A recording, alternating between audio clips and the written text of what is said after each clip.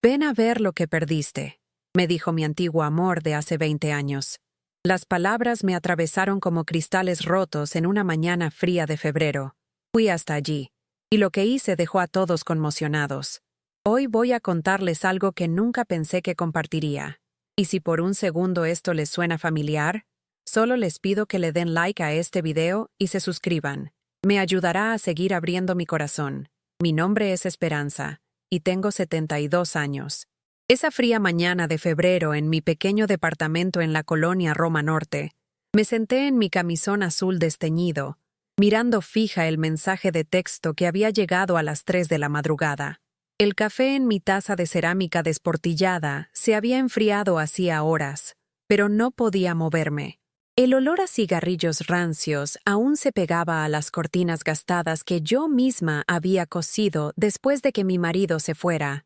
Las mismas cortinas que habían sido testigo de 23 años de promesas rotas y lágrimas silenciosas. El mensaje de Roberto parpadeaba en la pantalla de mi celular como un fantasma del pasado. Ven a ver lo que perdiste. Solo 7 palabras que lograron abrir heridas que creí sanadas hacía décadas. Mis dedos entumecidos por la artritis temblaban mientras leía esas palabras una y otra vez, cada repetición clavando más hondo el cuchillo en mi pecho. No había sabido nada de Roberto en 20 años. 20 años desde que se fue de mi vida, dejando solo el tenue aroma de su chamarra de cuero mezclado con las veladoras de vainilla que yo solía prender todas las tardes. En aquel entonces, en 1983, éramos jóvenes e ingenuos, y creíamos que el amor podía conquistarlo todo. Me prometió que nunca me dejaría. Me prometió que envejeceríamos juntos en esa casita en Coyoacán con la que solíamos soñar. Pero las promesas, aprendí, son tan frágiles como las hojas de otoño en una tormenta capitalina. El departamento me parecía más pequeño esa mañana, asfixiante en su silencio. Mis plantas se marchitaban junto a la ventana, sus hojas amarilleando a pesar de mi cuidado diario. Hasta ellas parecían reflejar mi propia decadencia lenta. El cielo gris de febrero se apretaba contra el vidrio como un visitante indeseado, ahogando los sonidos de la ciudad hasta que solo podía escuchar el goteo constante de la llave, que no podía pagar arreglar. Durante años, mis días se habían difuminado en un ciclo infinito de rutinas que nadie notaba ni agradecía. Me levantaba a las 5:30, hacía el desayuno que nadie venía a comer, regaba las plantas que nadie admiraba, y me sentaba junto al teléfono esperando llamadas que rara vez llegaban. El silencio se había vuelto mi compañero constante, más familiar que cualquier voz humana. Pero esa mañana era diferente. Esa mañana, el mensaje de Roberto había despertado algo en mí que creí muerto hace mucho. Una mezcla de dolor y curiosidad que hizo que mi corazón se acelerara como no lo había hecho en décadas. Me encontré recordando cosas que había enterrado tan profundo que pensé que se habían ido para siempre. Recordé la forma en que me hacía reír hasta que me dolían los costados. Recordé bailar con él en su pequeño departamento en la Doctores con viejos discos de boleros, sus manos tibias en mi cintura, su aliento haciéndome cosquillas en el oído, mientras me susurraba lo hermosa que era. Recordé haberle creído. Esos recuerdos se sentían ahora como mirar fotografías de extraños. ¿Era realmente yo? ¿Esa mujer joven con ojos brillantes y sueños más grandes que la ciudad misma? ¿Era realmente la misma Esperanza que ahora se sentaba sola en un departamento que olía a soledad y arrepentimiento? El teléfono vibró otra vez. Otro mensaje. Siempre te preguntaste qué fue de mí. Ven al Parque México al mediodía, en la banca donde solíamos ver el atardecer. Lo entenderás todo. Mis manos temblaron tanto que casi se me cae el teléfono. El Parque México. Nuestro lugar. La banca donde me dijo por primera vez que me amaba en una cálida tarde de septiembre de 1982, cuando las jacarandas comenzaban a florecer y el mundo se sentía lleno de infinitas posibilidades. Me miré en el espejo del pasillo y por un momento no reconocí a la mujer que me devolvía la mirada. Su cabello estaba completamente gris ahora, recogido en un chongo que había perdido su forma. Su rostro estaba marcado con líneas que contaban historias de desilusión y resistencia. Sus ojos, antes brillantes de esperanza, se habían opacado hasta una resignación cansada. ¿Cuándo me había convertido en esta persona? ¿Cuándo había dejado de ser esperanza y me había vuelto simplemente nadie? La respuesta llegó a mí en una avalancha de claridad dolorosa. Había pasado gradualmente, a través de décadas de poner las necesidades de todos los demás antes que las mías. Había pasado a través de años de sacrificar mis sueños, mi salud, mi felicidad por personas que lo daban por sentado. Déjenme contarles sobre esos años. Déjenme contarles sobre el precio que pagué por amor, que nunca fue realmente amor. Mi hijo David tenía 38 años ahora, casado y con 2 hijos propios. Durante años, había sido su red de seguridad, su plan de respaldo, su fondo de emergencia. Cuando quiso empezar su negocio de restaurante hace 15 años, le di todos mis ahorros para el retiro. 43,000 pesos que había juntado trabajando dobles turnos como auxiliar de enfermería en el Hospital General. Es solo un préstamo, mamá, me había prometido. Sus ojos brillantes con la fiebre emprendedora. Te voy a pagar con intereses una vez que el restaurante despegue. El restaurante nunca despegó. Cerró en 2 años, tragándose mi dinero como una bestia hambrienta.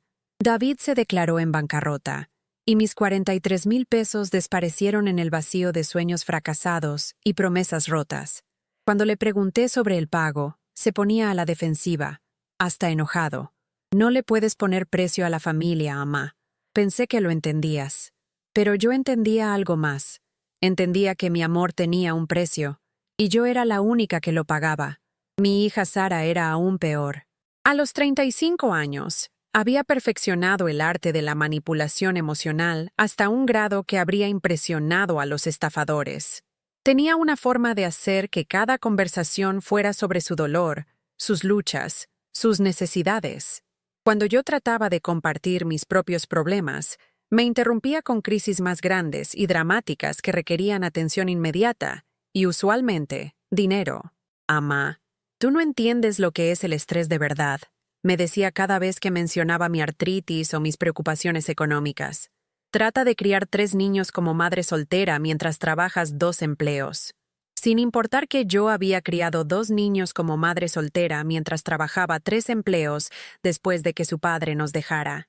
Sin importar que lo había hecho sin pedirle ayuda a nadie, sin hacer que mi propia madre se sintiera culpable por financiar mis errores. El patrón había sido el mismo durante décadas. Me llamaban cuando necesitaban algo, dinero, que cuidara a los niños, un lugar donde quedarse durante los tiempos difíciles. Pero cuando los necesitaba, cuando estaba enferma o sola o asustada, siempre estaban demasiado ocupados, demasiado estresados, demasiado abrumados con sus propias vidas para dedicarme un pensamiento. La Navidad pasada había sido la gota que derramó el vaso.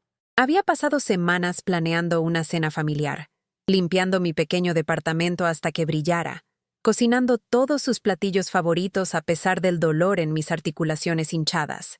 Compré regalos que no podía costear, los envolví con cuidado, puse la mesa con la vajilla de mi abuela que ya nunca usaba. Cancelaron 2 horas antes de que llegaran. Surgió algo. Me mandó David por mensaje. Sin disculpas, sin explicación. Solo 3 palabras que desecharon semanas de preparación y toda una vida de ponerlos a ellos primero. Me senté en esa mesa sola, rodeada de comida que se iba a echar a perder y regalos que nunca se abrirían, y sentí que algo se rompía dentro de mí. No solo mi corazón. Ese se había roto tantas veces que había perdido la cuenta.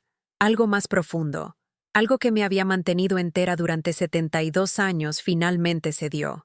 Empecé a notar cosas después de eso. Cómo las conversaciones telefónicas de repente terminaban cuando yo entraba al cuarto. Cómo las invitaciones a reuniones familiares venían con cambios de último minuto o cancelaciones. Cómo mis hijos discutían sus vidas, sus planes, sus futuros como si yo ya estuviera muerta. Pero el verdadero shock llegó hace 3 meses cuando estaba revisando cuentas viejas, tratando de organizar mis finanzas para la declaración de impuestos. Enterrado entre las cuentas usuales de luz y teléfono, encontré algo que me heló la sangre. Un estado de cuenta de tarjeta de crédito, a mi nombre, de una cuenta que nunca había abierto. Mis manos temblaron mientras leía los cargos.